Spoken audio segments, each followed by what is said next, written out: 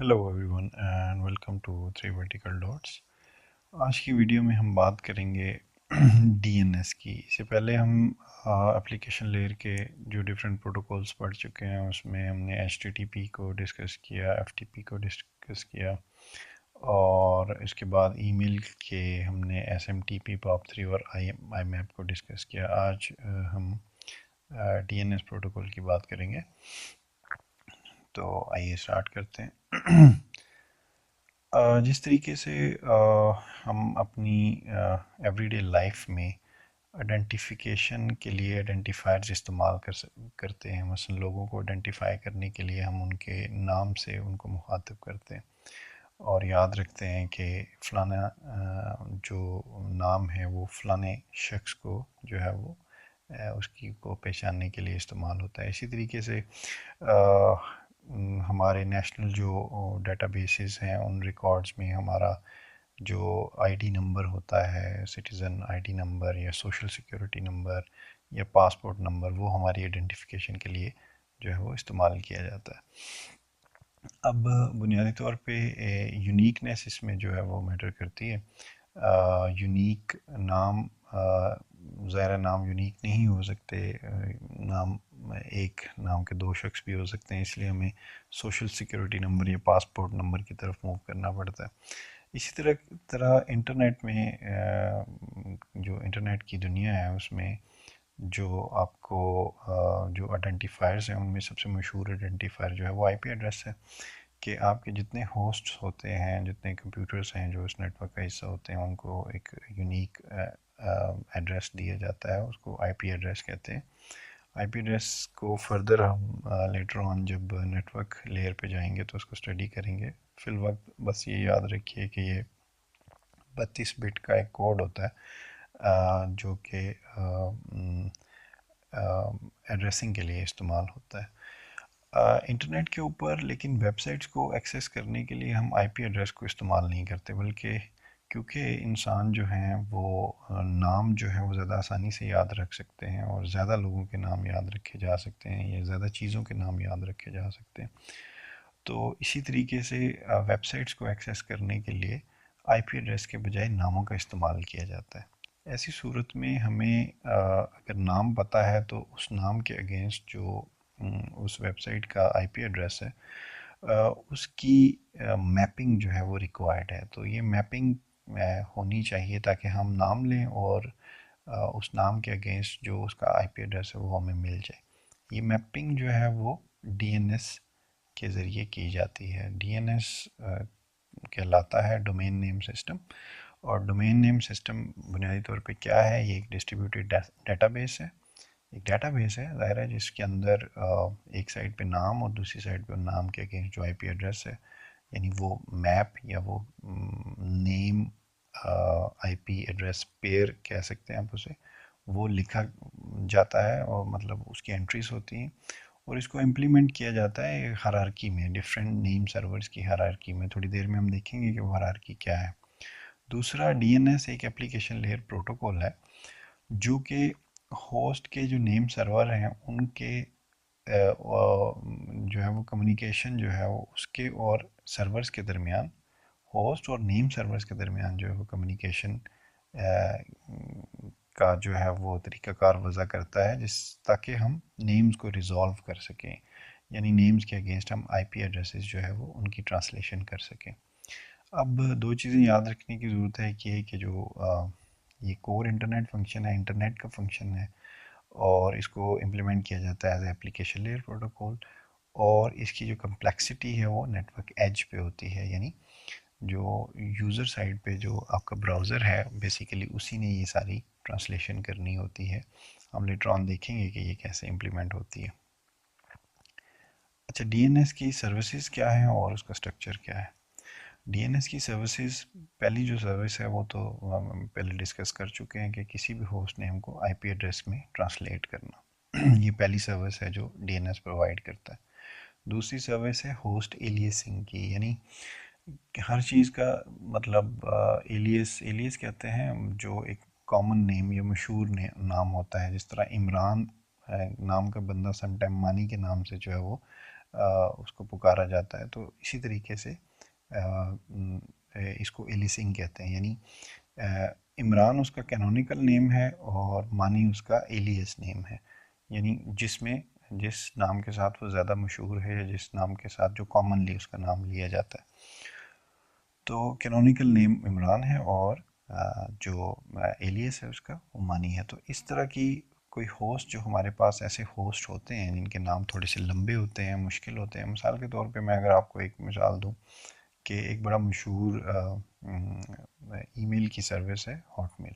Hotmail का अगर server देखा जाए या उसके सर्वर का एड्रेस शायद ये हो कि वो उसके अंदर रीजन्स आ रहे हों, फॉर एग्जांपल जो है वो कैलिफोर्निया डैश वन डॉट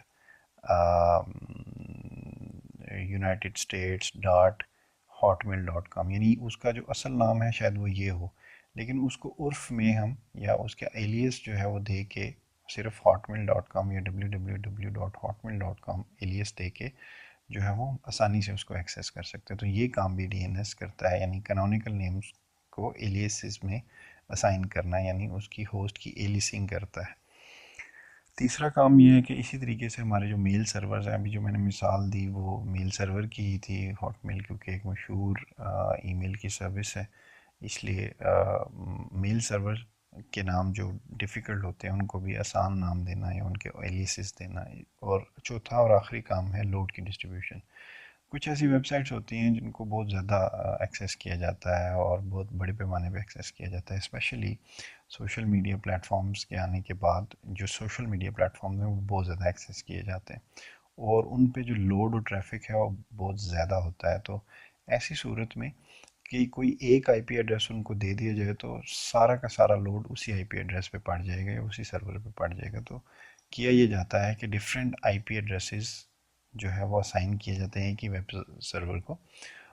तो उससे क्या होता है कि ये लोड जो है वो बैलेंस हो जाता है, उसकी डिस्ट्रीब्यूशन हो जाती है।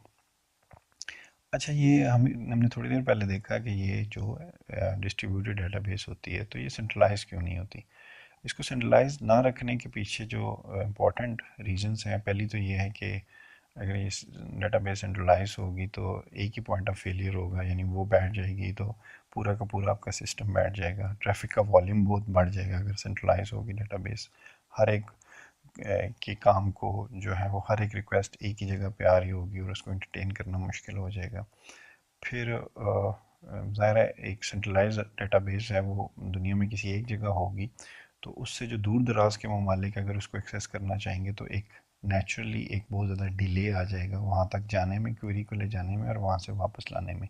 यानी सपोज़ करें कि अगर मुझे सिर्फ ये पता करना है कि मैं जिस वेबसाइट को एक्सेस करना चाह रहा हूँ उसका आईपी एड्रेस क्या है, और उसके लिए पहले जो रिक्वेस्ट है वो यहाँ से किसी दूर दराज मुल्क में जाए, सपोज़ कनाडा में जाए, यूनाइटेड स्टेट्स में जाए, वहाँ से आईपी वापस आए और फिर एक्चुअली मैं उस वेबसाइट पे जाऊँ, जब मुझे आईपी मिल जाए तब मेरा ब्राउज़र उधर जाए, तो सिर्फ इस काम के लिए कितना टाइम जो है वो लग जाएगा, उसकी हमारी एफिशिएंसी कितनी जो है वो सफ़र होगी। तो ये भी एक नुकसान है इसको सेंट्रलाइज रखने का। और आखिरी चीज़ है मेंटेनेंस। मेंटेनेंस बड़ी मुश्किल हो जाएगी जब एक ही बड़ा डेटाबेस होगा, उसको मेंटेन करना मुश्किल हो जाएगा और वो स्केल नहीं करेगा, यानी उसको अगर आप बढ़ाना चाहेंगे तो वो बढ़ नहीं सकेगा, इसलिए इसको जो है वो रखा जाता है डिस्ट्रीब्यूटेड। अब मैंने हायरार्की की बात की थी कि ये डिस्ट्रीब्यूटेड होती हैं डेटाबेसेस और हायरार्की में होती हैं, तो इनकी हायरार्की है क्या। सबसे पहले जो टॉप पे आपके पास आती हैं वो रूट डीएनएस सर्वर्स आते हैं, जो कि मुख्तलिफ ज़्यादातर यूनाइटेड स्टेट्स में है, लेकिन इसके अलावा भी दीगर कंट्रीज़ में है। 2012-13 के अदाद शुमार के मुताबिक तकरीबन 13 रूट डीएनएस सर्वर्स थे। अब हम श्योर कि वो बढ़ गए हुए हैं और मुख्तलिफ रीजन्स में भी वो आगे हुए हैं। तो root DNS servers top level पे आते हैं और ये मुख्तलिफ जगह पे प्लेस हैं। अगली स्लाइड में हम देखेंगे वो कहाँ कहाँ पे प्लेस हैं। उसके बाद आपकी TLDs आती हैं, टॉप लेवल जो डोमेन्स हैं। TLDs बेसिकली जो है वो डील करती हैं जो डिफरेंट डोमेन की टाइप्स हैं उनको। फॉर एग्जांपल कॉम के लिए अलग से डीएनएस सर्वर होगा, जो कॉम्स की जितनी वेबसाइट होंगी जो .com पे फिनिश हो रही हैं। इसी तरीके से और के लिए .org के लिए डिफरेंट DNS सर्वर होगा और .edu के लिए डिफरेंट DNS सर्वर होगा। अब .com में आगे फर्दर हो सकता है याहू ने अपना DNS सर्वर लगाया हो, इसी तरह amazon.com ने अपना DNS सर्वर लगाया हो। तो जो अपने सर्वर्स होते हैं, जो अपने ऑर्गेनाइजेशन के सर्वर होते हैं, वो तीसरी हायरार्की में आते हैं। उनको अथॉरिटेटिव सर्वर्स DNS कहते हैं और वो तीसरे लेवल पे आते हैं। अच्छा जी, अब ये सारा प्रोसेस होता है किस तरह के, एक क्लाइंट जो है सपोज याहू को एक्सेस करना चाहता है, तो याहू के DNS सॉरी अपने अपनी ऑर्गेनाइजेशन में बैठा हुआ है, तो अपनी ऑर्गेनाइजेशन के DNS या लोकल DNS जिसको कहते हैं उसको कांटेक्ट करेगा। उसके पास अगर उसका IP एड्रेस है तो ठीक, अदरवाइज़ वो रूट DNS के पास जाएगा। रूट DNS के पास भी अगर वो ना हुआ तो वो फिर TLD के पास जाएगा और TLD इसको करेगा। ये हम थोड़ी देर में देखेंगे कि ये सारा कैसे जो है वो ये सारा काम होता है। ये तो थे जी इनका पूरी हायरार्की डेटाबेसेस की। ये डिफरेंट डेटाबेसेस हैं और डिफरेंट हायरार्की में पाई जाती हैं। सबसे पहले बात करेंगे हम रूट नेम सर्वर्स की, जो सबसे हायरार्की में टॉप के ऊपर आते हैं। इनको आप डायरेक्टली जो है वो कांटेक्ट नहीं करते, बल्कि आपका जो लोकल नेम सर्वर होता है, लोकल DNS होता है, वो कांटेक्ट करता है। उस केस में अगर उसके पास खुद वो IP एड्रेस ना हो जो IP एड्रेस आपको चाहिए।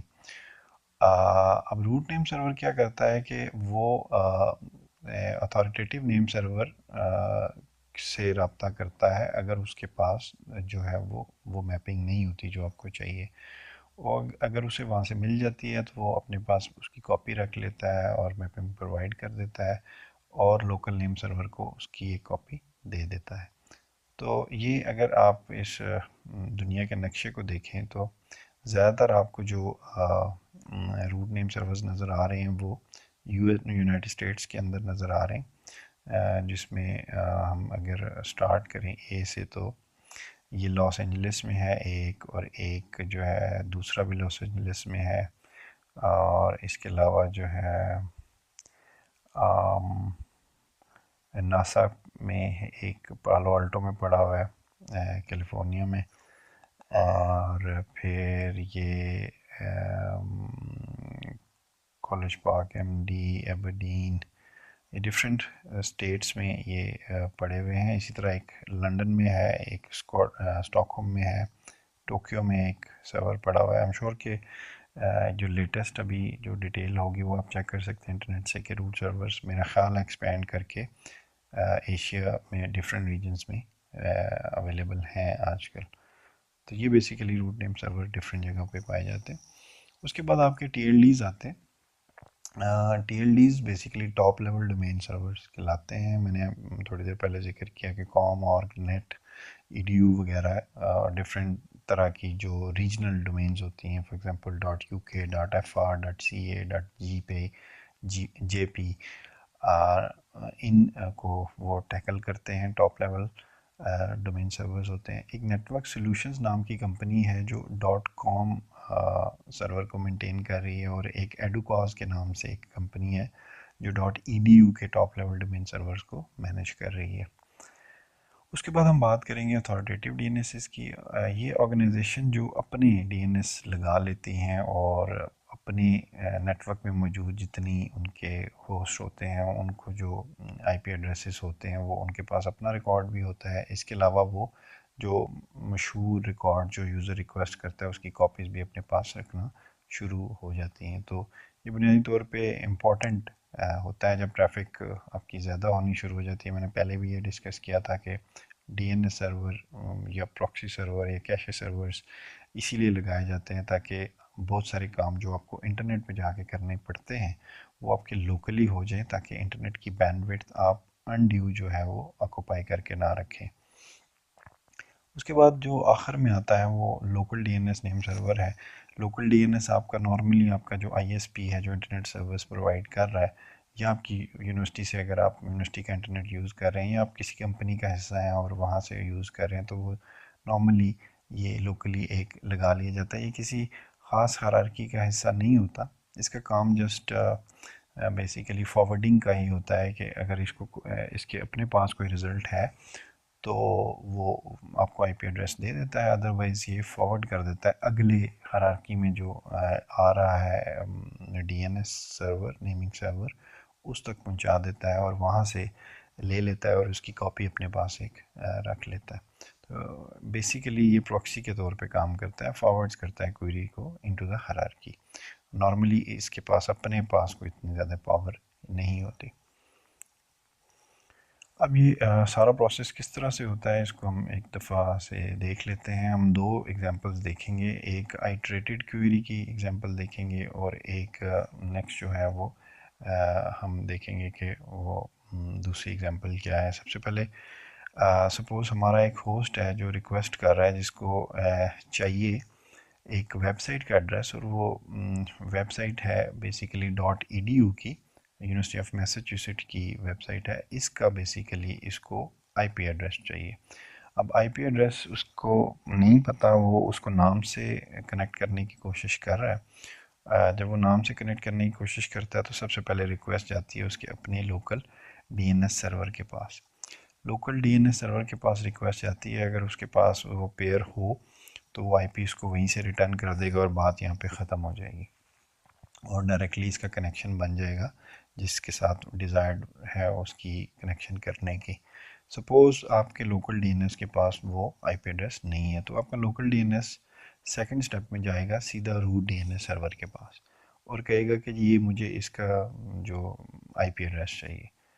अब सपोज़ आपके रूट डीएनएस के पास भी वो आईपी नहीं है, क्योंकि ये कोई मशहूर एड्रेस नहीं है, तो रूट डीएनएस सर्वर कहेगा कि I do not know this name but ask this server. आप, मेरे पास इसका नहीं है, तुम इस तरह करो कि कोई टीएलडी, किसी टीएलडी सर्वर से रब्ता करो। ये वापस उसका रिप्लाई आएगा थर्ड स्टेप में। फोर्थ स्टेप में आपका लोकल डीएनएस सर्वर क्या करेगा कि टीएलडी से रब्ता करेगा। अब टीएलडी डिफरेंट है, .com के लिए डिफरेंट है, .edu के लिए डिफरेंट है। अब ये कोई edu का एड्रेस है तो वो एक edu के पास जाएगी रिक्वेस्ट edu डीएनएस सर्वर के पास। तो edu डीएनएस सर्वर जो भी आईपी अगर उसके पास होगा तो वो रिटर्न कर देगा, अदरवाइज़ वो क्या करेगा कि जो उस रिटर्न कर देगा लोकल डीएनएस को कि भाई ये मेरे पास नहीं है, तुम इस तरह करो कि तुम इस डीएनएस सर्वर जो उसका लोकल डीएनएस सर्वर है उससे रब्ता करो। उसके लोकल डीएनएस सर्वर से रब्ता करेगा, वहाँ ज़ाहिर बात है ये क्योंकि इसका अपना डीएनएस सर्वर है, यहाँ से इसको आईपी एड्रेस मिल जाएगा। इसको जैसे ही आईपी एड्रेस मिलेगा ये इससे को अपने होस्ट को वो आईपी एड्रेस दे देगा। तो 8 डिफरेंट स्टेप्स में इसको ये जो है वो आईपी एड्रेस हासिल हो जाएगा। अब ये आइटरेटेड क्वेरी थी, इसकी एक और एग्जांपल है जिसमें हम देखते हैं कि ये रिकर्सिव क्वेरी है। इसमें आप देखें कि पहले रिक्वेस्ट जा रही है लोकल डीएनएस के पास, डीएनएस लोकल के पास उसका नहीं है आईपी एड्रेस, हो जाती है रूट डीएनएस के पास। पहले रूट डीएनएस क्या करता था कि वो कहता था कि मेरे पास भाई नहीं है, आप इस तरह करो कि आप ख़ुद रब्ता करो टीएलडी के पास, यानी वो उसको वापस जवाब ये देता था कि आप टीएलडी से रब्ता करो। अब हो ये रहा है कि रूट डीएनएस बजाय ये जवाब देने के वो ख़ुद इस चक्कर में पड़ गया कि मैं इसको आईपी एड्रेस लेके ही दूँ। ये दूसरी अप्रोच है, ये रिकर्सिव क्वेरी की एग्जांपल है। वो क्या करता है कि अपने एक टीएलडी से रब्ता करता है और टीएलडी को कहता है कि आप इसको आईपी एड्रेस फाइंड आउट करो।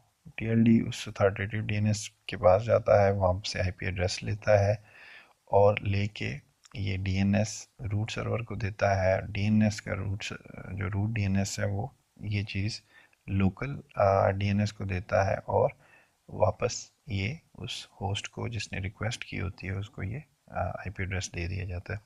अब पिछली अप्रोच में और इस अप्रोच में फ़र्क ये है कि इसमें जो ज़्यादा बर्डन है वो आपके टॉप लेवल की जो सर्वर्स हैं उनके ऊपर पड़ रहा है।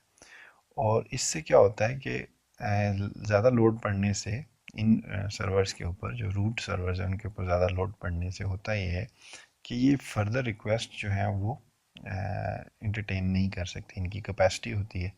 तो इसलिए इस वाली रिकर्सिव क्वेरी को अवॉइड किया जाता है और आइटरेटिव क्वेरी की तरफ जो है वो ज़्यादा फोकस रखा जाता है। अब डीएनएस में जो कैशिंग है और अपडेटिंग ऑफ रिकॉर्ड या कैसे किया जाता है, हम थोड़ी देर में हम जो डीएनएस का तरीकाकार है उसकी डिटेल्स पढ़ेंगे कि उसमें क्या क्या चीज़ें होती हैं जब रिक्वेस्ट की जाती है, और उसका स्ट्रक्चर भी देखेंगे। लेकिन कैशिंग का मतलब ये है कि अगर कोई आईपी एड्रेस किसी डीएनएस नेम सर्वर के पास है नहीं है, तो जब वो उसको हासिल करे किसी ऊपर वाले डीएनएस सर्वर से, तो उसका एक कैशे कॉपी या उसका एक रिकॉर्ड जो है वो अपने पास भी रख ले। अब इसमें पहला पॉइंट ये है कि जब कोई नेम सर्वर किसी मैपिंग को लर्न करता है तो वो उसकी एक कॉपी अपने पास रख लेता है। कैशे एंट्रीज जो होती हैं वो एक ख़ास टाइम के लिए होती हैं। उनमें एक टर्म यूज़ होती है टीटीएल की, जिसको टाइम टू लिव कहते हैं। टाइम टू लिव का मतलब ये है कि ये जो आपने मैप है ये इतना अरसा तक कायम रहेगा, इसके बाद ये आउट ऑफ डेट हो जाएगा। टीएलडी सर्वर जो है वो टिपिकली कैशे करते हैं लोकल नेम सर्वर्स को। जो लोकल नेम सर्वर्स हैं उनको कैशे करके रख लिया जाता है। इससे ये होता है कि ज़्यादा लोड जो है वो रूट नेम सर्वर पे नहीं जाता, क्योंकि टीएलडी ही अपने पास जो है वो जो भी उन्होंने रिक्वेस्ट पहले फुलफ़िल की होती है उसकी एक कॉपी उनके पास पड़ी होती है। तो नेक्स्ट टाइम उस वेबसाइट से रिलेटेड जब कोई रिक्वेस्ट आती है तो टीएलडी के लेवल पे ही वो बता दी जाती है, और रूट नेम सर्वर पे जाने की नौबत नहीं आती। इसी तरीके से जो कैशड एंट्रीज होती हैं वो थोड़े टाइम के बाद आउट ऑफ डेट हो जाती हैं। वो नेक्स्ट जब क्वेरी आती है, अगर वो आउट ऑफ डेट हो गई हो तो उनको दोबारा से अपडेट कर लिया जाता है।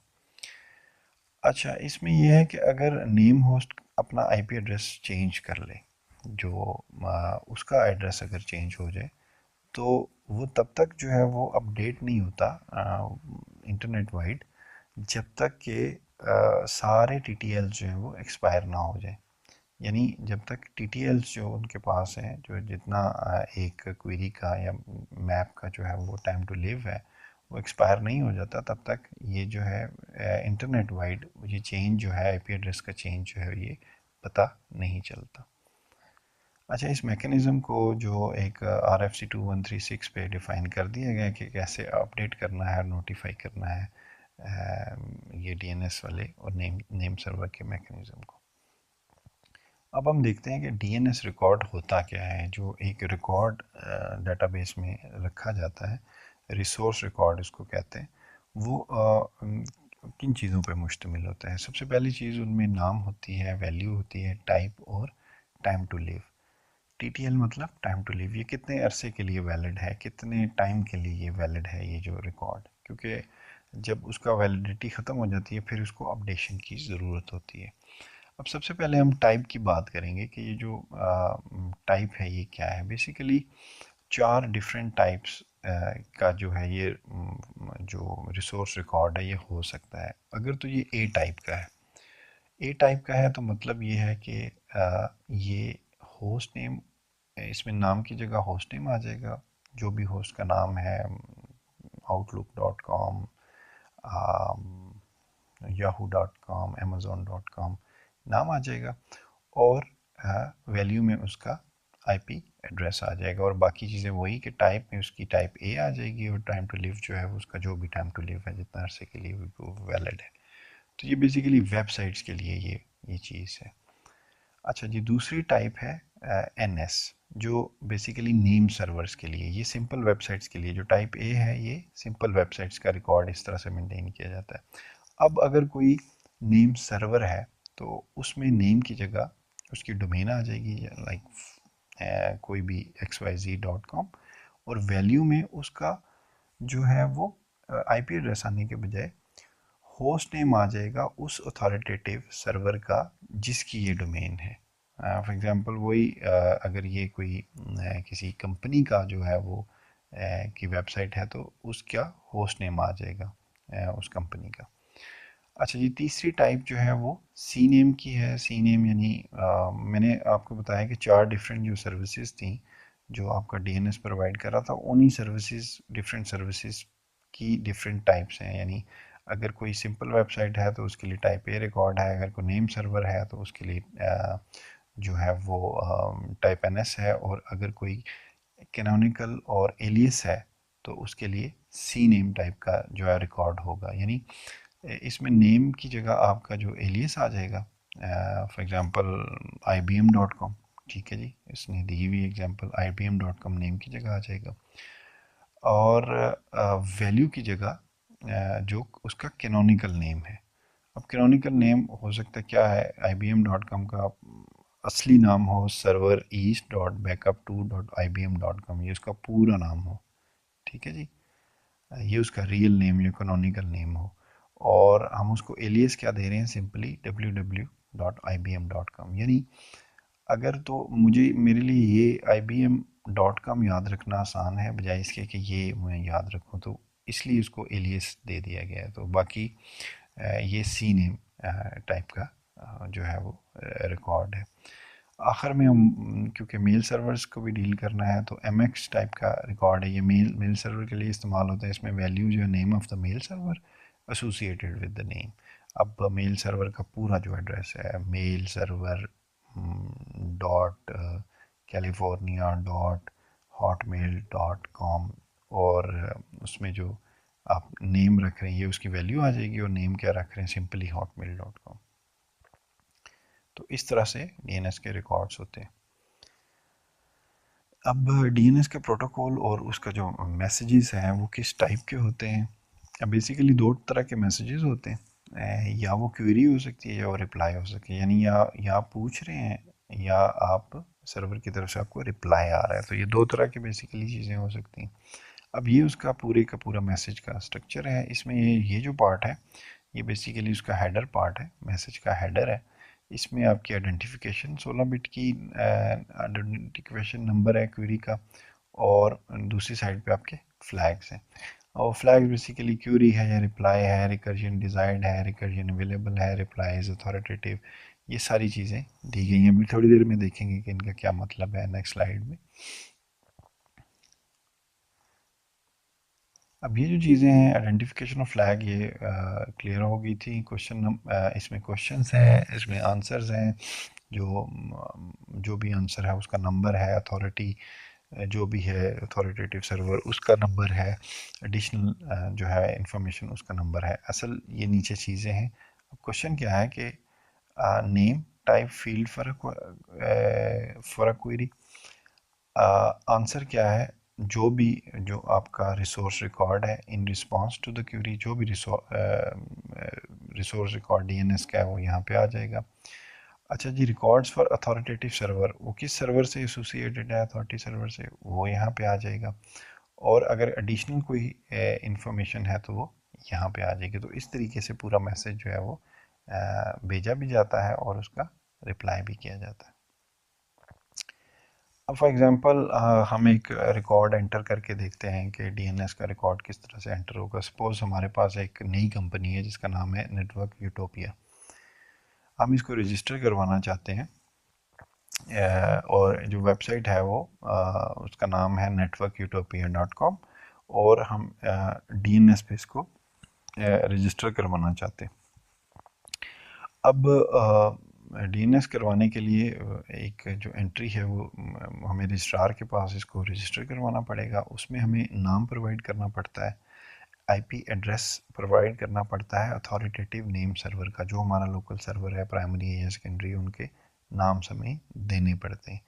तो जो रजिस्ट्रार है वो दो जो है वो रिसोर्स रिकॉर्ड्स पुट करेगा, किस में, एक TLD सर्वर में, क्योंकि ये .com की एंट्री है, हमने जो वेबसाइट बनाई है वो .com है, तो वो इस .com TLD सर्वर में दो रिकॉर्ड्स पुट करेगा। पहला रिकॉर्ड क्या होगा, पहले में नाम आ जाएगा, ये नाम है networkutopia.com, और दूसरा उसका जो primary DNS authoritative name server है, यानी dns1.networkutopia.com। ठीक है जी, ये साथ नेम सर्वर NS आ गया। अच्छा जी, दूसरा रिकॉर्ड क्या रखा जाएगा कि इसी तरीके से DNS सर्वर का नाम dns1.networkutopia.com, और IP एड्रेस, उस सर्वर का जो भी IP एड्रेस है वो IP एड्रेस यहाँ पे रखा जाएगा। ये टाइप A का रिकॉर्ड है। ये देखें, दो रिकॉर्ड हमने पुट किए हैं, NS जो उसका नेम सर्वर रिकॉर्ड, और ये टाइप NS है, ये टाइप A, ये दो रिकॉर्ड जब आप पुट कर देंगे DNS के अंदर तो आप रजिस्टर हो जाएंगे DNS के ऊपर। अगर ये कोई मेलिंग की भी जो है वो आपको आपकी वेबसाइट जो है वो ईमेल की भी फैसिलिटी देती है और इसका कोई मेल सर्वर भी है जो आपने अलग से रखा हुआ है, तो फिर आपको MX रिकॉर्ड भी इसके लिए जो है वो देना पड़ेगा। तो आज के लिए इतना ही। आई होप कि आपको आज की वीडियो जो है वो पसंद आई है। अगर आपका कोई क्वेश्चन है तो आप जो है वो कमेंट सेक्शन में हमसे पूछ सकते हैं। अगर आपको वीडियो पसंद आई है और तो काइंडली इसको वीडियो को लाइक करें, और अगर आप चाहते हैं कि आपको इसी तरह हमारे चैनल की वीडियोस जो है वो मिलती रहे तो काइंडली हमारे चैनल को जो है वो सब्सक्राइब करें। Thank you.